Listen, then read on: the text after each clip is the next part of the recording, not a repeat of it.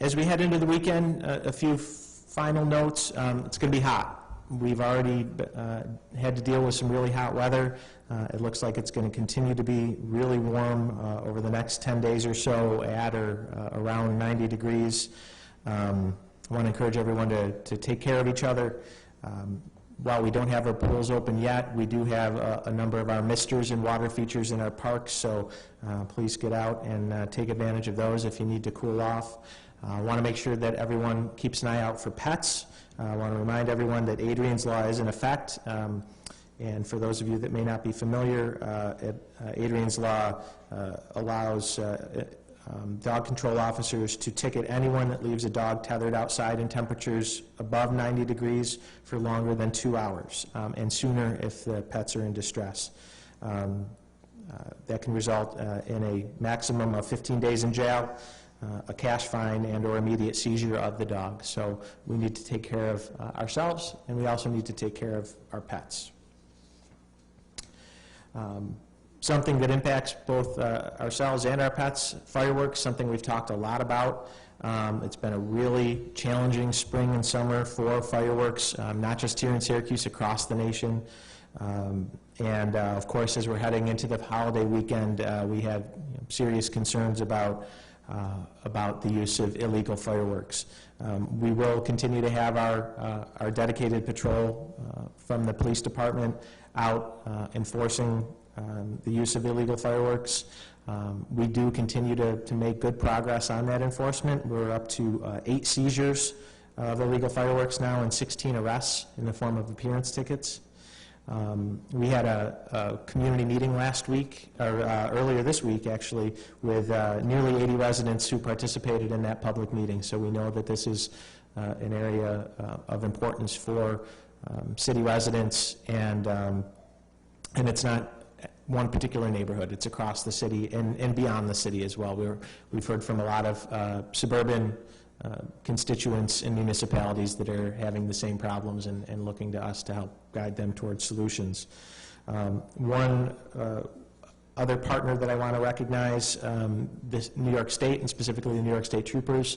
Back when we started to focus on this issue, we reached out to the troopers and asked them for help. We know that a lot of these fireworks are coming illegally across the border from Pennsylvania, and we know that historically the troopers have helped with enforcement. So to their credit and to the credit of Governor Cuomo, they have stepped up enforcement themselves. I saw an email come through yesterday that they had a pretty good seizure and made arrests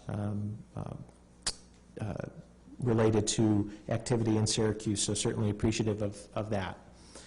Also, we did publish a fact sheet on fireworks, which is available on our website. It is a confusing issue between what's legal, what's illegal, what's safe. And on that note, one of our great partners in helping us with community education and also enforcement is the Syracuse Fire Department. So I'm going to ask Chief Monds to talk about safety headed into the weekend. Chief Monds. Thank you, Mayor Walsh. My name is Michael Monds. I'm the fire chief. And I'm going to be discussing some topics regarding fireworks. This year, 4th of July holiday will be different for many of our residents, with many people celebrating from home due to the social distancing restrictions that are still in place to help stop the spread of COVID-19. I certainly understand how difficult it is to not be able to take your family to see the large professional fireworks displays that we all are used to enjoying, and I understand how this leads to the desire to light your own fireworks at home. But all too often, these types of household celebrations can end up with a trip to the hospital room. On average across our nation, 180 people go to the emergency room every day with firework-related injuries in the month surrounding the 4th of July weekend, and that is approximately June 21st to July 21st. Last year, over 10,000 people were injured by fireworks. So all fireworks are very dangerous. They cause burns and eye injuries and many other injuries to your body. That is why there is a huge need for safety awareness regarding fireworks now more than ever. Anyone who is listening to this message and plans to use fireworks this year, especially this weekend, should follow some simple safety tips to help prevent injuries, prevent possible deaths, and to also reduce property damage. My safety tips are as follows.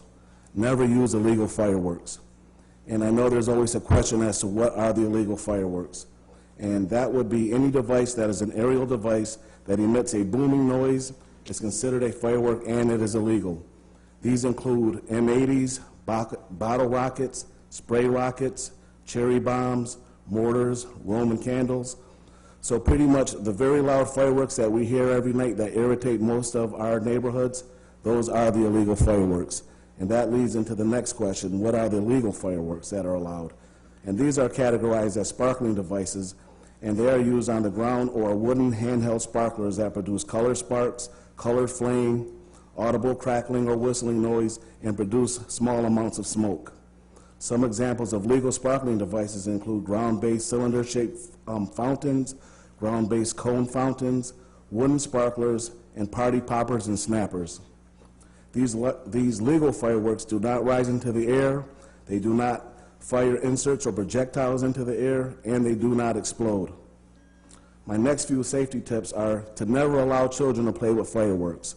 Children should not be using sparklers. We preach to our children all the time never to play with matches, nor do we ever give them candles, so we really shouldn't be giving them fireworks. Let the adults handle the legal fireworks and let the children be spectators.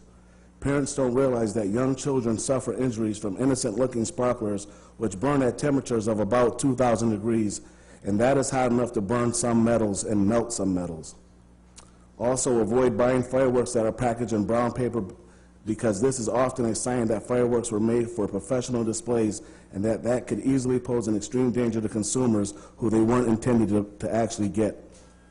If you are going to light legal fireworks, always wear protective glasses when you're setting off these fireworks. Never place any part of your body directly over a firework device when lighting the fuse. Back up to a safe distance immediately after lighting any type of firework. Never point or throw fireworks at any other person. Keep a bucket of water or a garden hose handy in case a fire or any other mishap. Light fireworks one at a time, then move back quickly. If a firework does not go off on your first attempt, do not try to relight it, as this frequently causes serious burn injuries. After fireworks are completely burned, or if a firework did not light on your first attempt, douse this device with plenty of water from a bucket or hose before discarding it to prevent a trash fire. Never carry fireworks in your pocket or shoot them off of a metal or a glass container. Make sure everyone is a safe distance away before you begin lighting any fireworks, and keep flammable materials a distance of 10 to 15 feet away from anywhere from using these fireworks.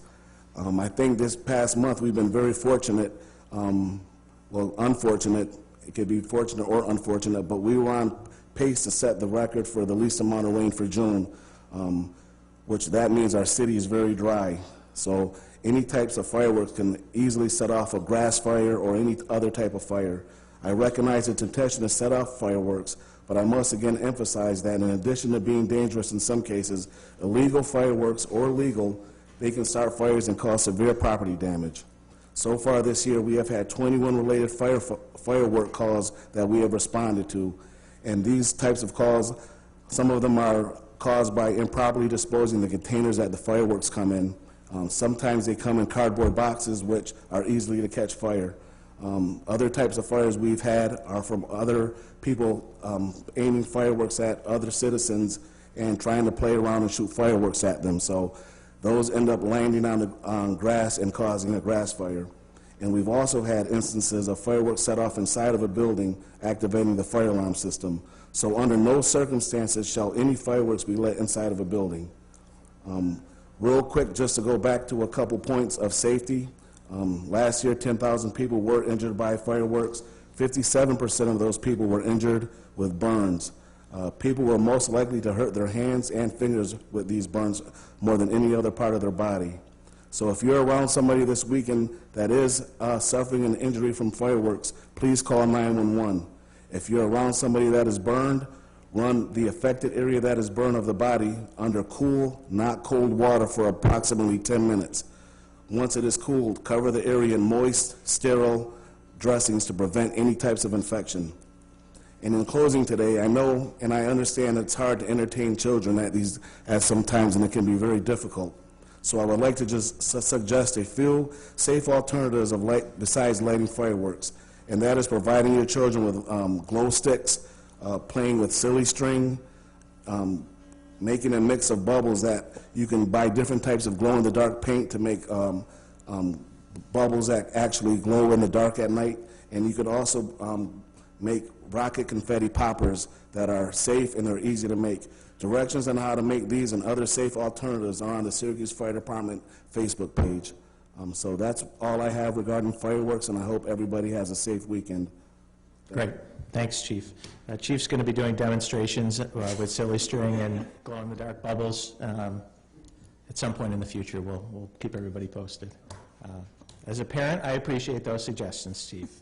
No, it really is a matter of safety, and we want everybody to have fun and be safe this weekend and beyond.